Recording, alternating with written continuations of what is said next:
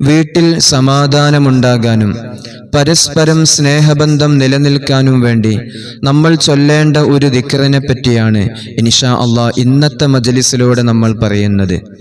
ഭാര്യയ്ക്ക് ഭർത്താവിനോട് സ്നേഹം നിലനിൽക്കാനും ഭർത്താവിന് ഭാര്യയോടുള്ള സ്നേഹബന്ധം നിലനിൽക്കാനും മാതാപിതാക്കൾക്കും മക്കൾക്കും ഇടയിൽ സ്നേഹബന്ധം നിലനിൽക്കാൻ വേണ്ടി യാ വദൂദു യാദൽ അർശിൽ മജീദ് എന്ന ദിക്റിനെ നമ്മൾ പതിവാക്കുക.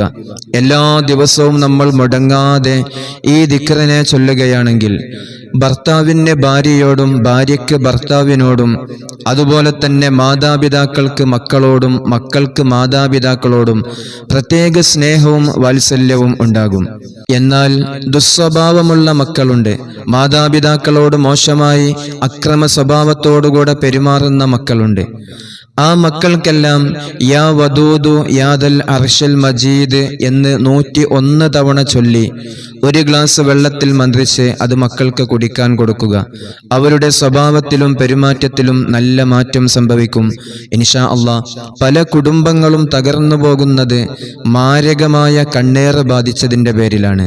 എന്നാൽ നമ്മുടെ കുടുംബത്തിനോ മക്കൾക്കോ നമ്മുടെ സമ്പത്തിനോ ഇങ്ങനെ തുടങ്ങി നമ്മുടെ കുടുംബ സംബന്ധമായി ഏത് വിഷയത്തിൽ കണ്ണേറ് ബാധിച്ചിട്ടുണ്ടെങ്കിലും അത് ബാത്വിലാക്കാനുള്ള അത്ഭുത ഇസ്മ ഇൻഷാ അല്ലാഹ് നമ്മുടെ മജ്ലിസിലുണ്ട്.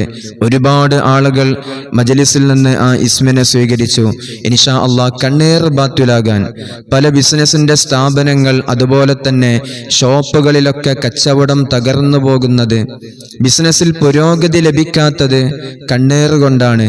ഷോപ്പിൽ വെക്കാനുള്ള ഇസ്മുകളൊക്കെ ഇൻഷാ അല്ലാഹ് നമ്മുടെ മജ്ലിസിലുണ്ട്. അത് ആവശ്യമുള്ളവർക്ക് ഇൻഷാ അല്ലാഹ് നമ്മുടെ മജ്ലിസിൽ നിന്ന് അയച്ചു തരുന്നതാണ്.